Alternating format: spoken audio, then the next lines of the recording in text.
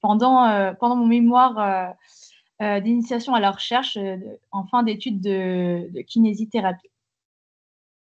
Alors là, je vous ai fait un sommaire rapide où je vais vous présenter un peu toutes les étapes de mon mémoire et je vais aussi, en discussion avec Michel, on s'est dit qu'on allait aussi faire un rapport avec le terrain qui était assez prédominant pour que vous ayez des clés aussi à mettre directement sur le terrain. Donc voilà, il y a toutes les étapes on passe de la blessure, des blessures au badminton, la prévention des blessures, comment j'ai mis en place mon mémoire. Je vais vous parler du protocole préventif qui était mis en place aussi pendant l'étude, puis du résultat et de la discussion. Alors, pour me présenter, je suis diplômée en 2021 de masso-kinésithérapie. Mon mémoire a été fait en 2020.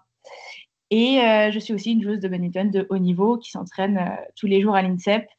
Et j'ai été lauréate du prix mémoire étudiant en 2021 de la FFBAD.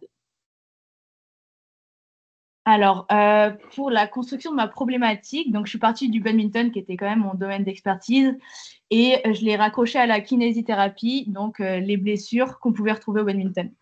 Donc, suite un peu en décortiquant un peu les blessures qu'il y avait autour du badminton, j'ai cherché les moyens de prévention qu'on pouvait avoir pour justement prévenir ces blessures. Il y avait soit en lien, soit la prévention, soit les traitements. Et j'ai décidé de me concentrer sur la prévention des blessures. Et dans la prévention, il y a différents domaines qu'on peut avoir. Et moi, je me suis concentrée sur les programmes neuromusculaires qui montraient déjà une efficacité dans d'autres sports. Je me suis inspirée du FIFA 11+, qui est un protocole d'échauffement préventif mis en place par la Fédération internationale de football et qui a montré son efficacité dans différents sports comme le football, le basket. Et moi, je voulais montrer son efficacité sur le badminton. Donc, je l'ai adapté au badminton. Et face à ça, ça a donné ma question de recherche qui était l'amélioration du contrôle neuromusculaire par l'intégration d'un protocole d'échauffement préventif chez les joueurs de badminton loisirs et compétiteurs permettrait-elle de diminuer les risques de blessures? Alors, tout d'abord, il fallait partir des blessures qu'on retrouve au badminton le plus souvent. Donc, dans les études qui ont été faites, donc avant 2021, les blessures les plus fréquentes, elles touchaient surtout le membre inférieur. Et la prévention, elle allait permettre justement de limiter ces blessures, limiter le risque d'arthrose précoce et de favoriser la pratique du badminton. Donc, les blessures qu'on retrouve le plus souvent, c'est les lésions du ligament croisé antérieur et les lésions aussi des autres ligaments du genou. Le mécanisme des lésions du ligament croisé antérieur, c'est souvent des mouvements de fond de cours en interception, donc soit autour de la tête, soit fond de cours coup droit. Et le genou, à ce moment-là, il fait surtout des valgus. Du coup, c'est le valgus, c'est le genou qui rentre à l'intérieur, flexion du genou et rotation externe du genou. Donc, c'est la combinaison de ces trois mouvements qui fait que le genou, il lâche et surtout que le LCA lâche. Après, les lésions musculo-tendineuses, c'est aussi des blessures qu'on retrouvait régulièrement au badminton. C'est surtout dû aux fentes répétitives et aux sauts qui mettaient beaucoup de contraintes sur le tendon d'Achille et le tendon rotulien. Après, on avait les blessures de l'épaule qui étaient surtout des blessures de surcharge. Donc, il y avait beaucoup de joueurs qui jouaient avec une douleur de l'épaule et qui continuaient en fait à jouer avec la douleur. Donc, c'est beaucoup des douleurs de surcharge, c'est pas des douleurs traumatiques et qui sont surtout dues aux frappes main haute. Et après, il y a les blessures au tronc qui sont surtout dues en fond de cours à l'extension répétitive des vertèbres lombaires et à une mauvaise stabilité du tronc. Alors, la prévention des blessures, donc la prévention, c'est l'ensemble des mesures visant à éviter ou à réduire le nombre et la gravité des maladies, des accidents et des handicaps, selon l'OMS. Il y avait différents types de programmes d'échauffement. Surtout, moi, je me suis concentrée sur les programmes d'échauffement parce que c'était plus pratique à faire. Et c'était assez universel parce que tous les joueurs s'échauffent. Donc, il y avait différents programmes d'échauffement qui étaient mis en place dans la littérature, notamment les échauffements avec des étirements passifs et actifs.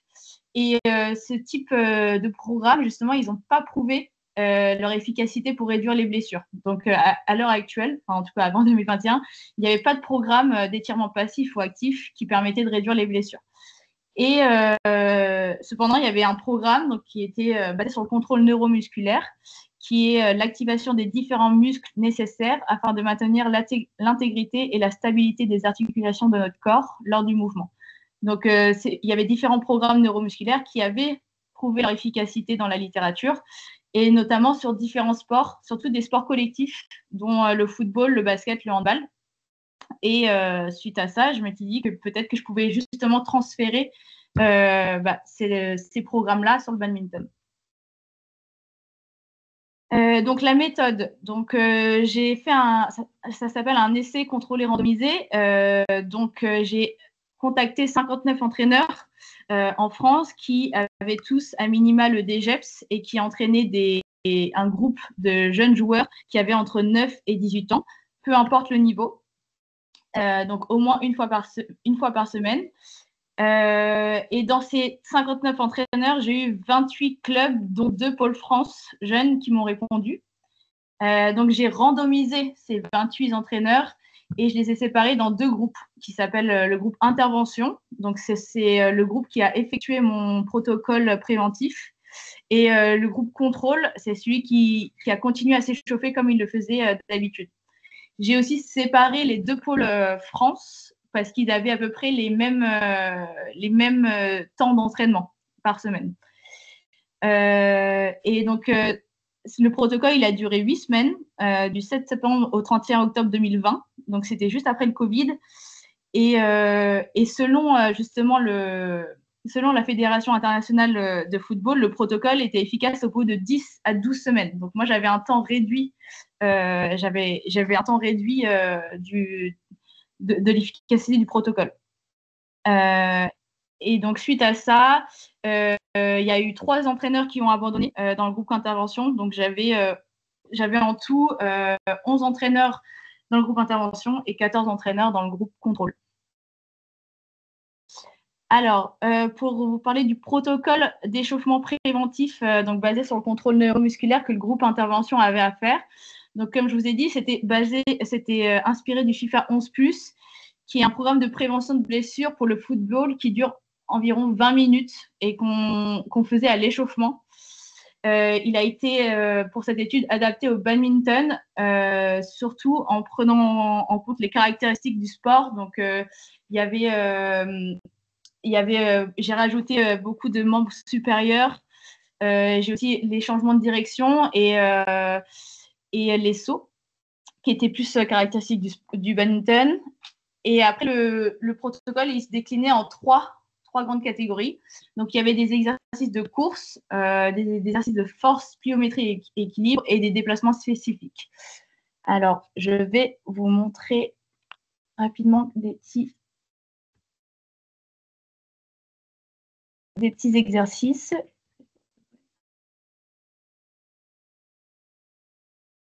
Alors, est-ce que vous voyez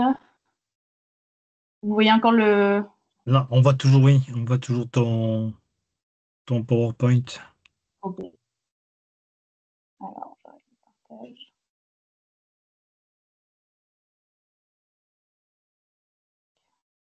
Partager. C'est ça.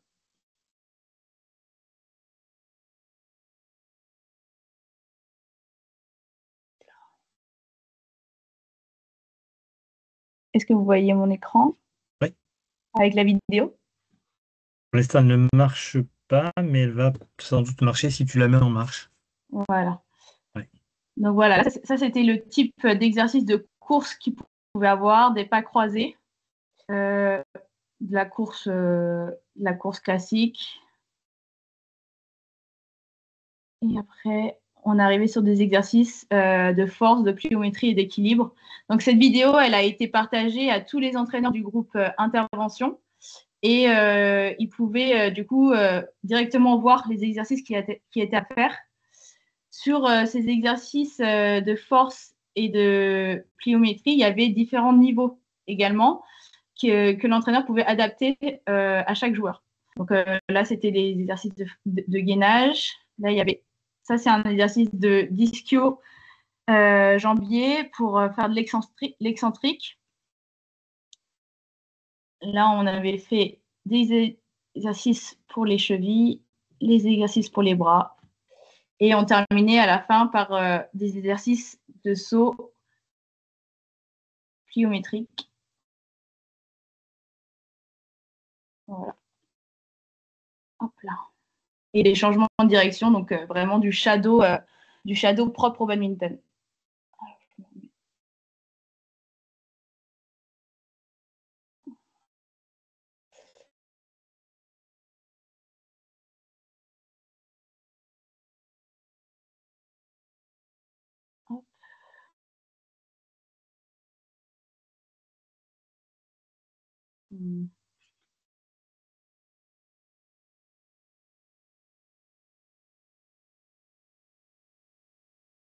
Vous voyez mon écran? Oui. Ok. Tu peux l'agrandir, par contre. Est-ce que c'est bon? Non, non, mais peut-être que je pense que c'est bon. Est-ce que c'est bon là? Oui, oui. Ok. Donc ça, c'était le programme qui était mis en place par le groupe intervention. Et au début, la première fois qu'ils mettaient en place le protocole, donc ils m'ont tous fait comme retour que ça prenait un peu de temps à le mettre en place.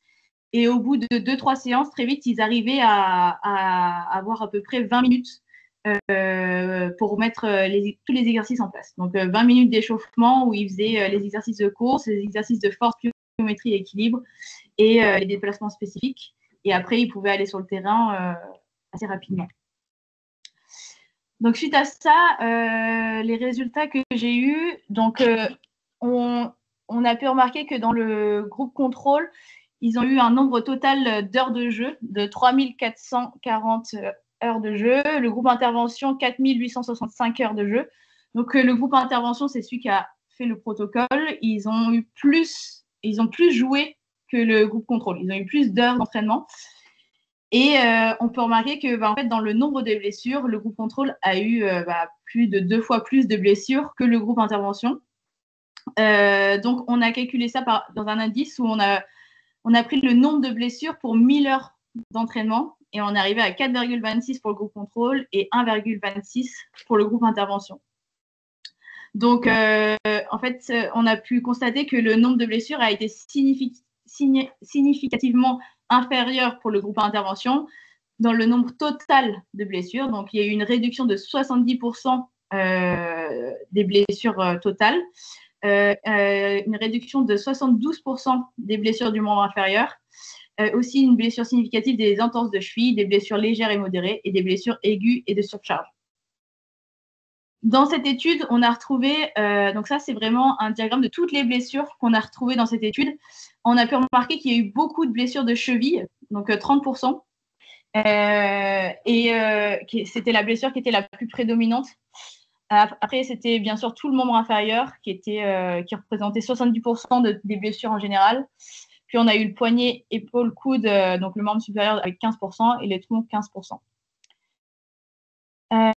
Donc dans la discussion, l'étude elle a duré 8 semaines. Donc c'est vrai qu'elle était courte par rapport aux préconisations, mais on a pu constater qu'il y avait eu quand même un résultat assez significatif des réductions de blessures. On se demande si l'étude n'a pas été plus efficace parce qu'elle a été faite juste après une longue période d'inactivité due au confinement. Donc, c'était juste après le Covid qui a duré, le confinement du Covid qui a duré 2 mois, puis après les vacances d'été en 2020.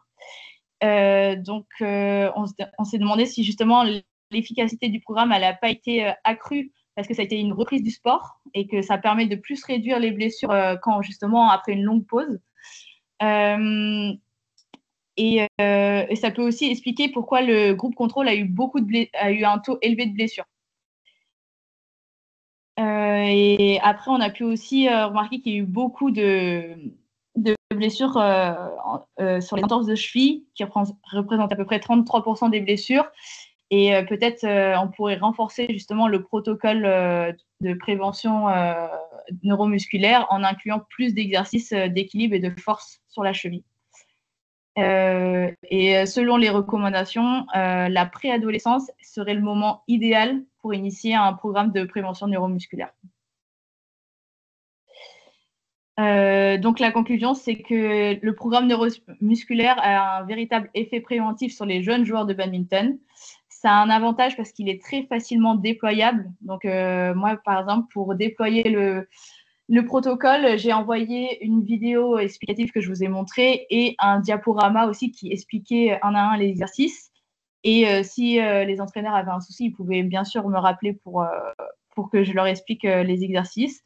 Et cependant, il y a peu d'études sur la prévention des blessures dans le badminton. Donc, je pense que davantage d'études pourraient amener à peut-être à améliorer justement ces protocoles et peut-être avoir d'autres données sur la prévention des blessures.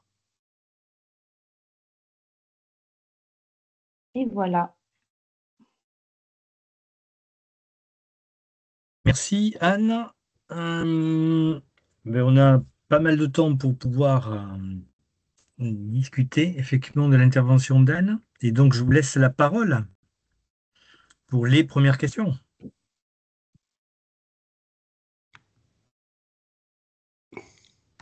Yann.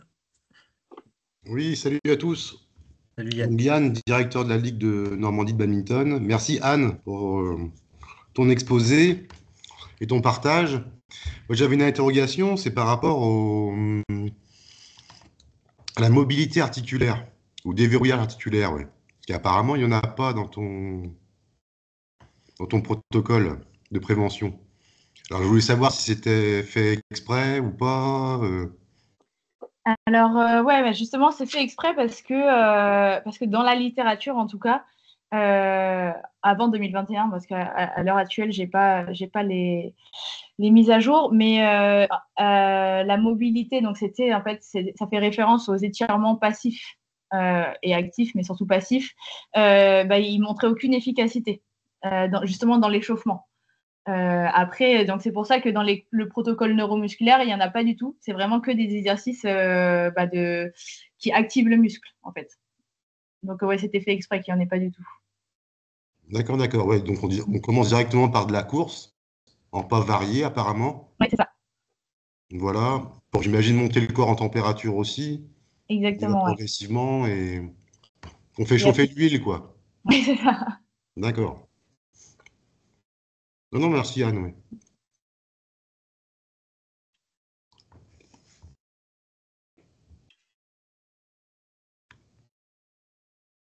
Autre question? Fred. Oui, bonjour à tous. Euh, je m'interrogeais sur les deux pôles France qui ont participé, ou pôle Espoir ou pôle France Relève, je ne sais plus ce que tu as cité. Si tu les sortais de l'étude, est-ce que tu aurais les mêmes résultats? Parce que eux, ils ont sûrement contribué en termes d'heures d'intervention, peut-être un peu plus que d'autres. Est-ce que, est-ce que ça aurait pu modifier les choses? Et est-ce que ce protocole ensuite, quand tu as dû en parler, j'imagine, à l'INSEP, quelle a été la réaction? Est-ce que c'est quelque chose qui, à l'INSEP, fait sens, pourrait être repris, a été repris? Ou alors est-ce que ce protocole, il est plutôt fait pour des personnes en club un peu plus lambda, si je puis dire? Comment tu nous proposes ça? Pour répondre à ta première question, ouais, je pense que les résultats, si on enlevait les pôles France, je pense que l'étude aurait été assez différente parce que au final, ils avaient quand même, c'est eux qui avaient beaucoup d'heures d'entraînement. Donc, le nombre d'heures d'entraînement total était grandement lié aux deux pôles France. Et également sur le nombre de blessures, je pense que peut-être qu'on n'aurait pas eu assez de données pour ressortir quoi que ce soit. Et après, le protocole, il n'a pas été mis en place à l'INSEP. Je sais qu'il il y a eu beaucoup à ce moment-là.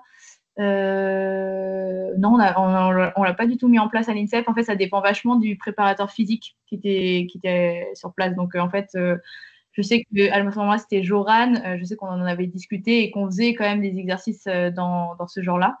Mais après, ça dépend vachement du préparateur physique qui est avec nous, quoi. Donc, on l'a pas forcément mis en place à l'INSEP.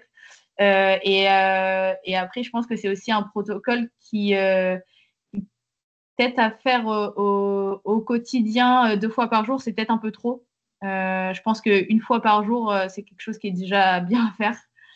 Et donc voilà, je dirais que c'est facilement adaptable au club et même aux joueurs de Pôle France, Pôle Espoir.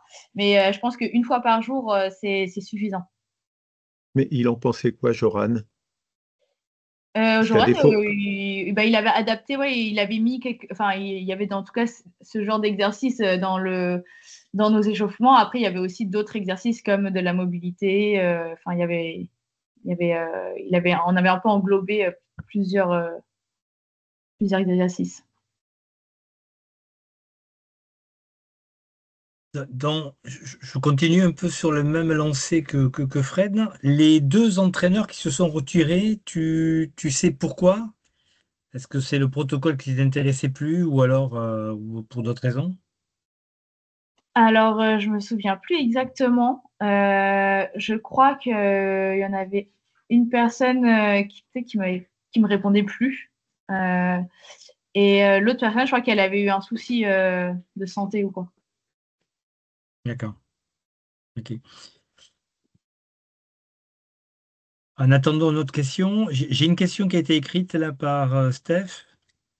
Je pense que c'est Stéphanie Clorec qui est dans le train, si je me souviens bien. Bonjour à tous. Merci Anne pour les infos. Juste petite précision, ton public cible était de 9 à 17 ans. Est-ce que en fonction du public et âge extrême, le temps d'exercice était différent? Exemple, temps de shadow, plio, poids du corps ou un peu de charge. Voilà. Alors, il y avait sur les exercices, je crois que de course et de shadow, c'était à peu près les mêmes temps de travail et les mêmes contraintes, quel que soit le niveau. Et sur les exercices de force, pliométrie et de gainage, je crois, il y avait différents niveaux. Donc, on pouvait vachement adapter par rapport à l'âge, aussi au niveau qu'on avait face à nous, quoi. Ok. Et le public cible, c'était vraiment les 9-17 ans? Oui, c'était que les jeunes, ouais, 17 ans, ouais. D'accord. Merci Anne. Thierry, Stéphanie, tu nous diras si la réponse te convient. Et Thierry, Il y avait Yann aussi qui a levé la main. je crois qu'il la laisse depuis, D'accord, ok. il me semble. Oui, ma question concerne aujourd'hui qu'est-ce qui est mis en place à l'INSEP sur cette problématique de la prévention des blessures? Est-ce qu'il y a autre chose qui est mis en place, un autre protocole? Je sais que là, il y a deux préparateurs physiques espagnols qui se sont succédés. Est-ce que là, il y a une vision aussi particulière ou une autre démarche ou une autre approche? Alors, à l'INSEP, ce que les préparateurs physiques mettent en place, c'est surtout des séances de prévention, mais après, enfin, c'est pendant nos séances de préparation physique. Donc, pas forcément à l'échauffement. Même si je pense que maintenant, tous les joueurs ont une certaine culture de la prévention à l'échauffement. On va dire que chaque joueur va faire des exercices de prévention pendant l'échauffement qui lui sont propres. Et en plus, on a des séances de prévention, par exemple, je pense que c'est à peu près 1 à 2 fois par semaine, où on va cibler différents exercices, par exemple, différents membres pour prévenir les blessures qui sont les plus récurrentes en fait, au badminton. Que ça soit, justement, j'ai dit, c'est les lésions du genou, que ça soit l'épaule, que ça soit le tronc, etc. Christophe?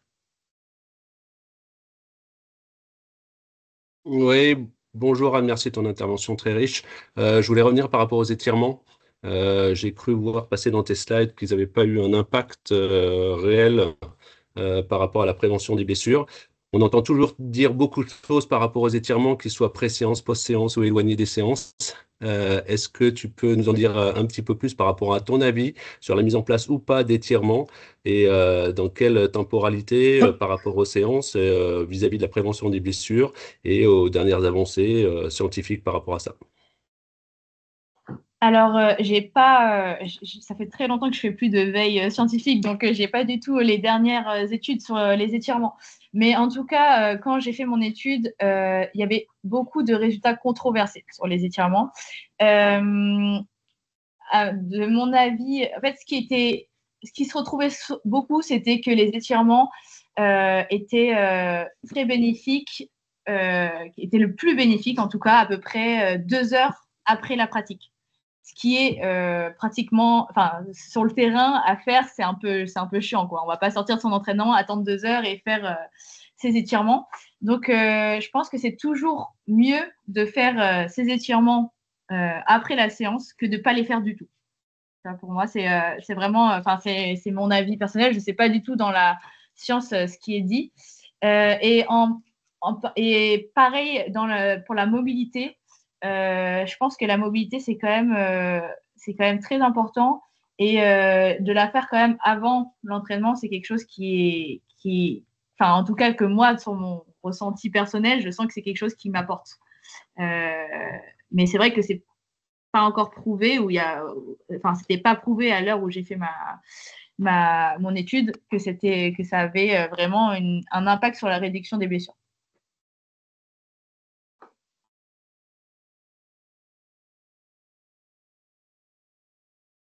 Ouais, je vais prendre la parole. Alors, j'ai la chance de pouvoir aller quelquefois à l'INSEP. Et tu me dis, Anne, si je me trompe, il me semble que les athlètes font plus de déverrouillage que d'exercices que tu proposes là à travers ta présentation. Est-ce que je me trompe ou pas? Je pense que le matin, ouais, il y a un peu cet aspect déverrouillage qui est un peu plus prédominant. Mais je dirais que peut-être que c'est un peu à tort. Je pense que c'est un peu, on le fait plus parce qu'on se dit qu'après on va taper et qu'on va activer nos muscles avec ça, mais je pense que c'est pas forcément pas forcément Démarche. la bonne Ouais. démarche. Mais après, je pense que ça dépend vachement des joueurs. Euh, Ça dépend vachement des joueurs. Je pense qu'il y en a qui font à peu près équivalent, il y en a qui font plus d'un que de l'autre, quoi. Est-ce que ça voudrait dire pour toi que, il y a encore beaucoup d'éducatifs auprès des entraîneurs et des athlètes à opérer pour que effectivement ça puisse circuler tranquillement et efficacement, quoi, avec efficience?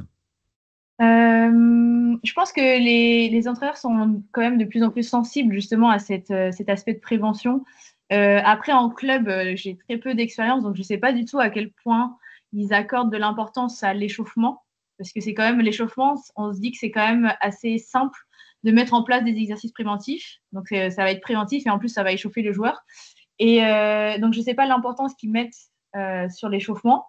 Et, et peut-être après, il faudrait peut-être proposer justement un programme, enfin des exercices facilement adaptables en club ou en pôle ou même à l'INSEP, avec différents exercices où on pourrait réussir à, à diffuser ça à un grand nombre d'entraîneurs en France. Merci. Arnaud?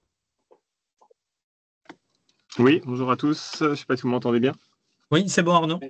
Oui, merci Anne pour la présentation. Je me posais juste une question par rapport à l'étude sur est-ce que toi, de ton côté, après, tu as demandé un retour d'expérience, par exemple, aux entraîneurs qui ont fait les interventions. Ma question, elle est plutôt orientée sur l'aspect motivationnel. Si j'ai bien compris, en fait, c'était tout le temps le même programme à faire sur chaque séance de manière systématique. Et c'était un petit peu ça. Est-ce qu'il y a eu un retour un petit peu des athlètes sur cet aspect routinier, le fait que ce soit tout le temps la même chose tout le temps? Est-ce que ça peut pas induire une baisse de motivation et d'intention dans le protocole. Oui, c'est sûr que je pense que ça aussi, c'était une des limites, c'est que moi, j'ai pas trop pu aller sur le terrain pour voir justement comment ça se passait. Et surtout, c'est vrai qu'au bout de 8 semaines, faire tout le temps le même protocole. Donc, j'ai eu très peu de retours sur ça. Les entraîneurs me répondaient chaque semaine en me disant que justement, ils réussissaient à bien le faire. Mais par exemple, il y en a qui s'entraînaient qu'une fois par semaine, donc ils l'ont fait que 8 fois. Donc, je pense que c'est vrai que ça pourrait être une limite importante d'avoir un peu cet aspect routinier. Après, ce qui était bien, c'était que justement, il y avait une évolution dans les exercices au fur et à mesure du niveau. Donc, par exemple, si on commençait au niveau 1, il y avait quand même le niveau 2 et 3 qu'on pouvait aller chercher sur les semaines d'après. Mais c'est sûr que si on commençait directement au niveau 3, l'évolution était très, très peu importante. Donc, je pense que oui, au bout d'un moment, de faire tout le temps le même échauffement, ça peut baisser un petit peu l'intensité et peut-être la compliance justement au protocole.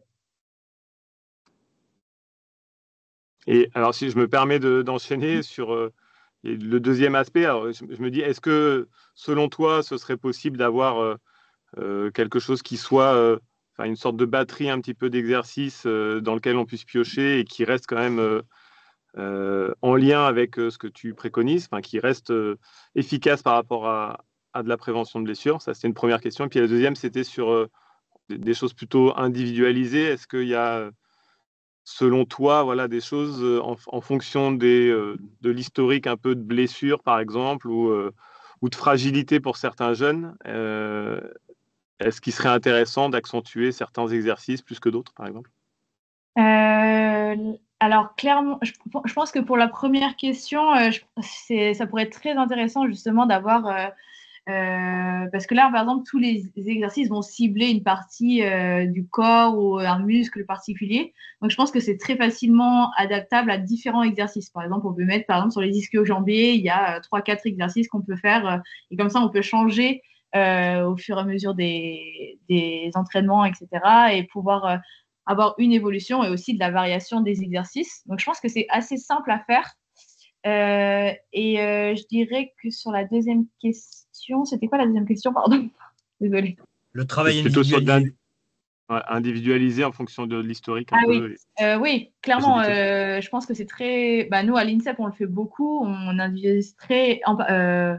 individualise beaucoup par rapport aux blessures qu'on a eues avant et par rapport également aux faiblesses qu'on peut retrouver. Par exemple, si on fait des tests de force, de mobilité, on va appuyer on va faire plus de prévention sur nos faiblesses.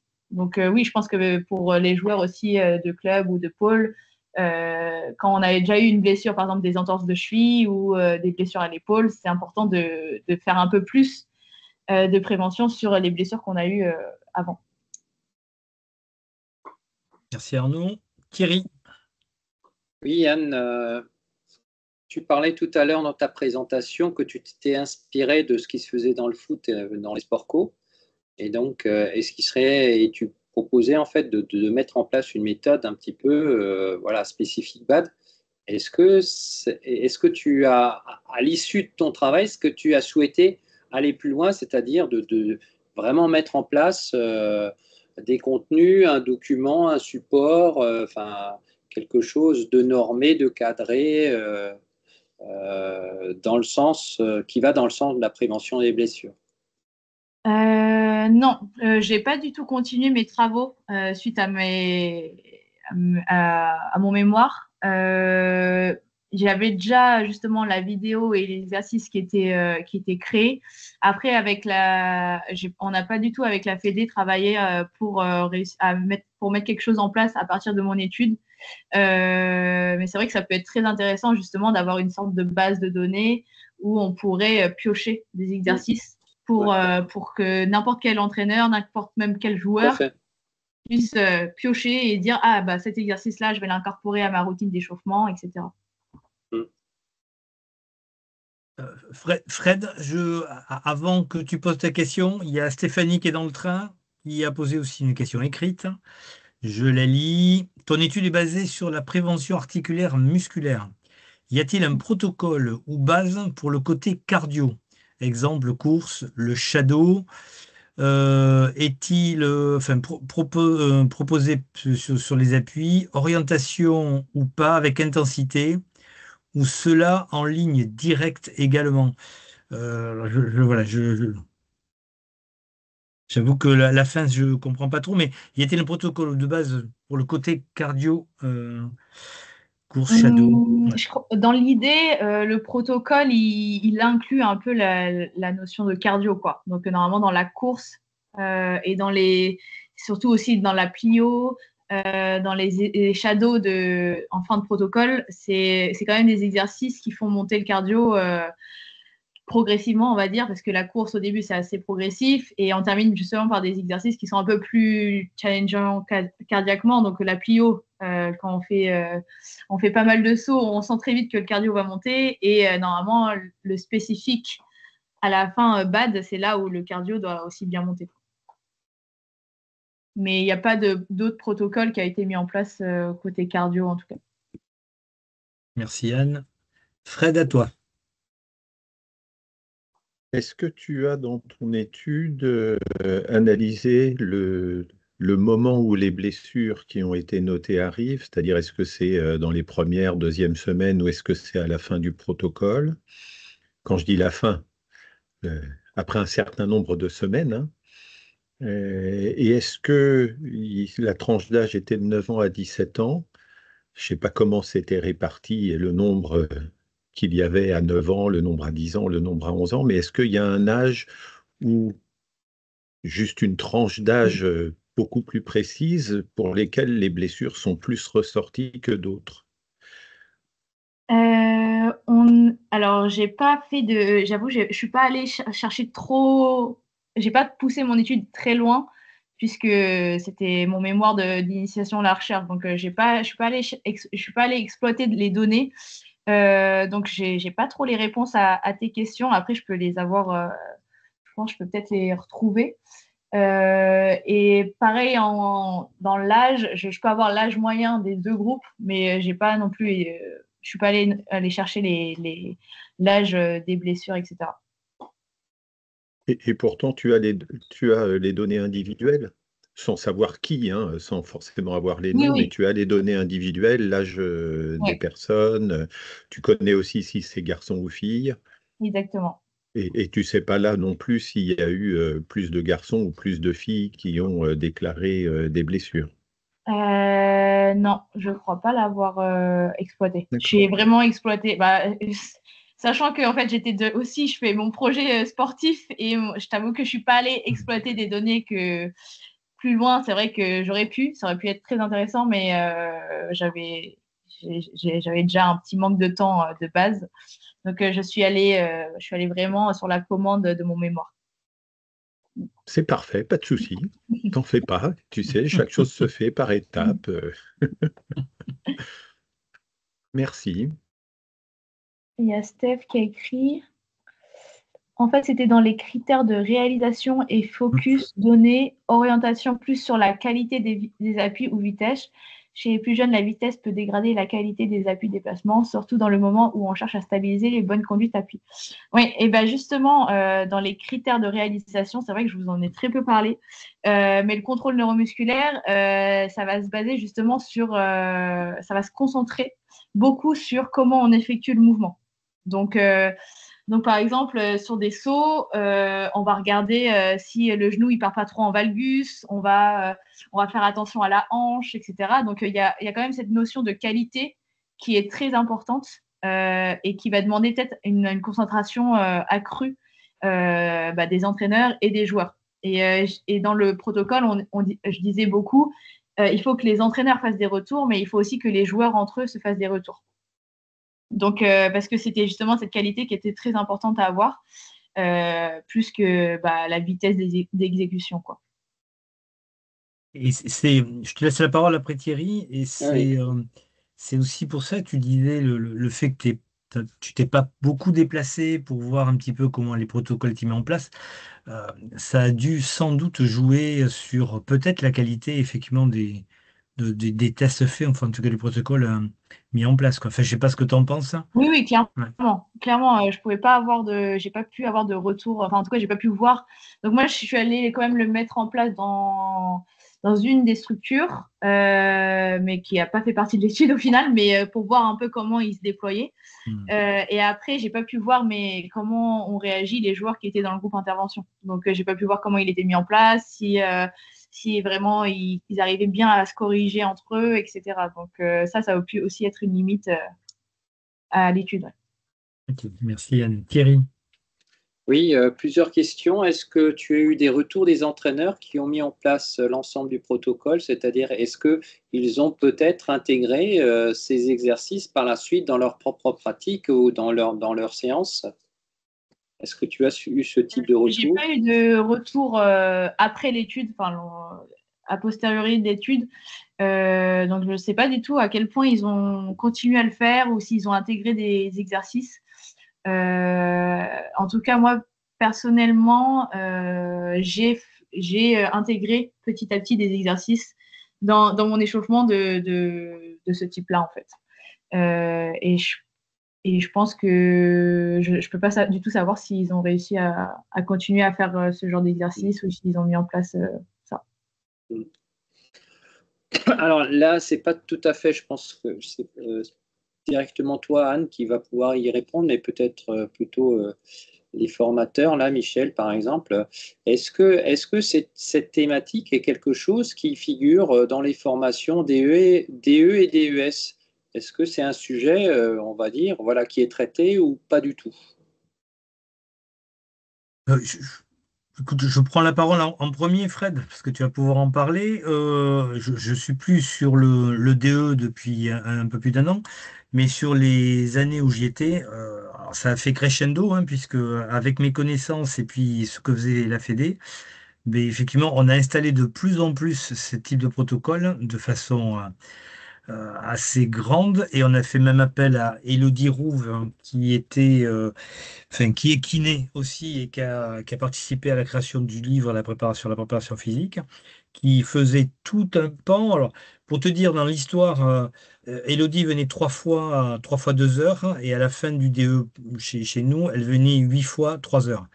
8 fois 2 heures. Donc, si tu veux, tu vois, ça a énormément augmenté pour que cette prévention là, soit faite de façon assez forte. Voilà. Voilà de mon côté, Fred. Ça a été pareil sur Paris. Moi, c'était Vincent Nicly, mais ils avaient créé tout un temps de formation avec Élodie pour que qui que ce soit puisse aller dans les DE, délivrer la parole sur la prévention des blessures. Moi, c'était 3 ou 4 demi-journées qui étaient prévues. Et là, cette année, ils ont fait venir Élodie, il me semble, hein, Ouais, c'est ça. encore dans le Ouais. cadre du DE. Donc oui, c'est quelque chose qui a été intégré, qui n'était pas là au tout début du DE 2010 pour Michel, 2012 pour moi, mais qui au fur et à mesure est venu parce que c'était incontournable. Et tout le travail sur la préparation physique et le bouquin qui est sorti a contribué énormément à ce qu'on puisse avoir ce type d'intervention très structurée, très structurante et très intéressante pour les stagiaires. Alors, peut-être que c'est énormément basé sur le déverrouillage encore, et peut-être pas sur les procédés d'Anne, en tout cas sur le neuromusculaire. Peut-être, hein, ok, il y a quelques passages, oui, mais peut-être pas assez fouillés. Et, et par rapport au DS, il y a Élodie Rouve maintenant intervient sur le CQP, la préformation, et sur le DS. Elle fait vraiment les 3 formations et elle a même établi un protocole d'approche sur vraiment la préfo, de quelque chose de plus approfondi sur le DE et quelque chose d'encore plus approfondi sur le DS. Donc elle a vraiment construit quelque chose d'assez fort dans un continuum permanent, quoi. Christophe. Oui, juste pour compléter, Michel, et elle intervient aussi sur les contenus de formation du coach BAD Santé Bien-être. Oui, c'est Donc, ce vrai. qui fait que ces interventions couvrent l'ensemble des formations de nos entraîneurs.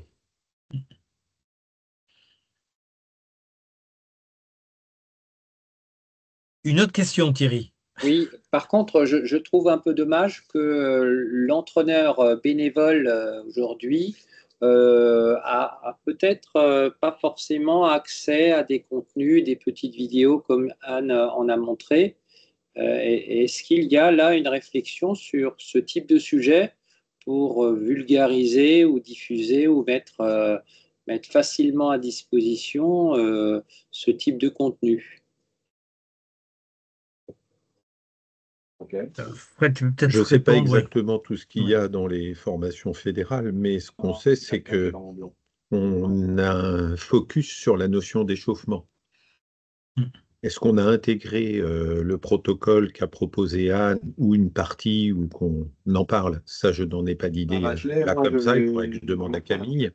Mais ce qu'on sait, c'est qu'on fait un vrai focus sur l'échauffement.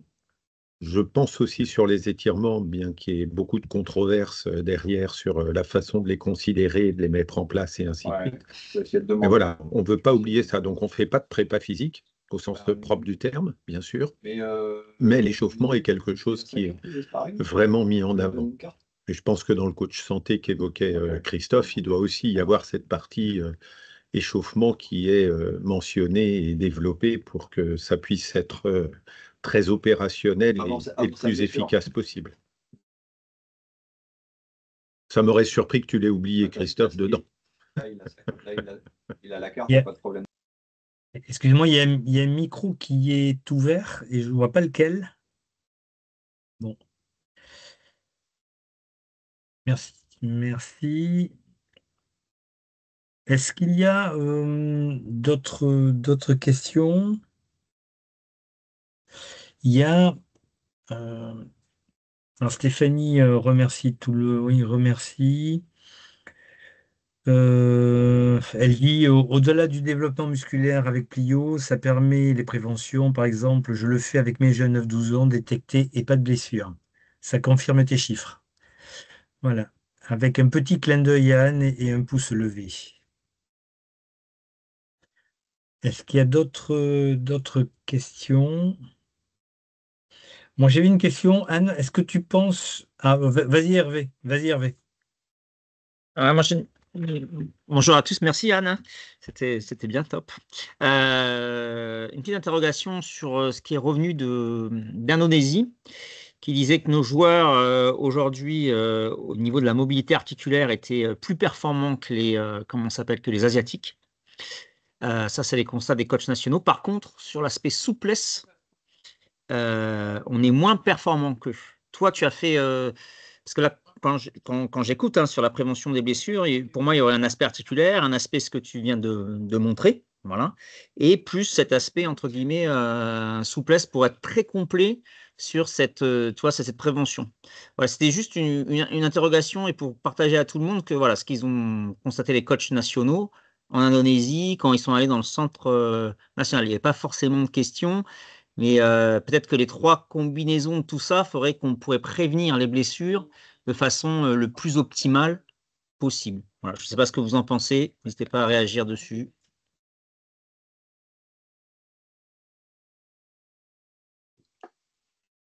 J'ai très peu de données, en tout cas sur la souplesse.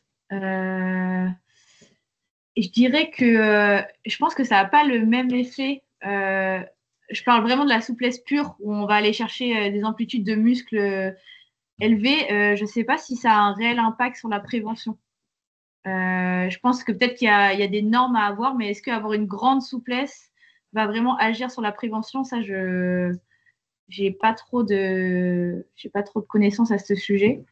Alors que je sais que, par exemple, avoir de la mobilité de hanches, d'épaules, etc., de chevilles, ça va être très intéressant sur la prévention. Mais par exemple, avoir une grande souplesse des quadris, des ischios, même d'autres muscles, je sais pas, je connais pas l'aspect préventif, en tout cas, de ça. Moi, j'ai pas trop de données là-dessus, si ce n'est que la laxité est un problème. Donc, il doit y avoir une limite à la souplesse, à ne pas dépasser non plus, parce que si on est trop souple, on devient laxe. Et là, il y a des gros problématiques qui peuvent être engendrées. Et Anne a parlé, dans sa présentation, elle n'a absolument pas parlé de problèmes de hanche qui, au moment où elle a préparé effectivement son mémoire, les problèmes de hanche n'étaient pas forcément, en tout cas, mis en lumière autant que maintenant. Est-ce que, Anne, tu pourrais nous parler effectivement de ça et qu'est-ce que tu préconiserais, toi, dans la préparation neuromusculaire C'est vrai que là, les problèmes de hanche, en tout cas, enfin, je dirais en France, dans les structures, sont apparus, je dirais, je n'ai pas trop d'idées, mais il y a peut-être moins de 10 ans, 7-8 ans. Et ce que je préconise, ça va être des exercices surtout de stabilité de hanche. Et c'est vrai que aussi on a vu, enfin, je suis pas experte dans le domaine non plus. Je pense que peut-être un kiné ou un médecin pourra aussi peut-être mieux répondre. Mais c'est vrai qu'il y a aussi un aspect de mobilité qui est très important dans les conflits de hanche. Et on remarque souvent que ceux qui ont justement ces conflits, ils ont un déficit, je crois, dans la rotation interne de hanche. Ouais. Donc, ça peut être intéressant de le travailler justement parce que justement, quand ils sont un peu plus jeunes et qu'ils peuvent supporter une contrainte un peu plus élevée si la mobilité leur permet, quoi. Mais je ne suis pas non plus spécialiste dans les hanches. Sachez que le comité scientifique a relancé effectivement l'idée de retravailler sur ces problématiques-là. On a une prochaine réunion, je crois que c'est le 28, je crois Thierry, hein, lundi, pour effectivement mettre en place des protocoles afin effectivement d'éviter à ce que des problèmes de hanche arrivent un peu plus tard. Et on aimerait effectivement lancer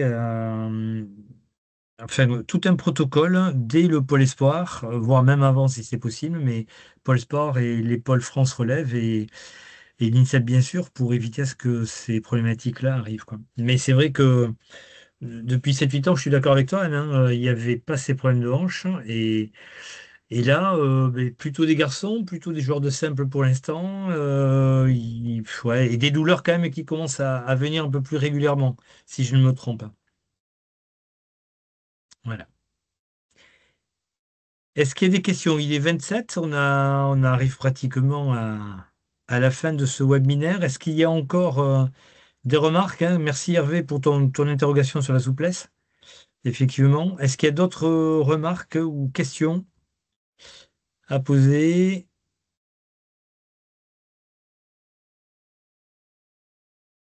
Non. Bon, mais écoutez, on va peut-être s'arrêter là. Anne, tu veux peut-être rajouter quelque chose? Non? Rien de particulier?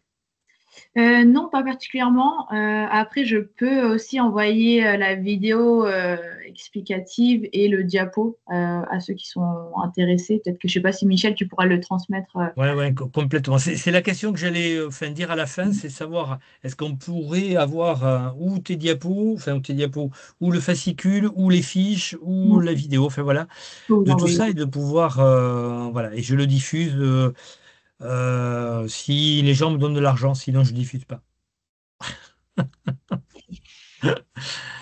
Ok, est-ce que, écoutez, voilà, je vois yes, plaisir, ouais, pour la vidéo, merci Anne. Voilà, merci à tous. Prochain webinaire, ça sera le mardi 20 mai. Et là, ça sera entre midi et 13h. Voilà, Anne, merci encore. Voilà, c'était super. Encore une fois, on s'ouvre et grâce à toi, on s'ouvre un peu plus. Et à vous tous, merci, à bientôt. Merci beaucoup à tous.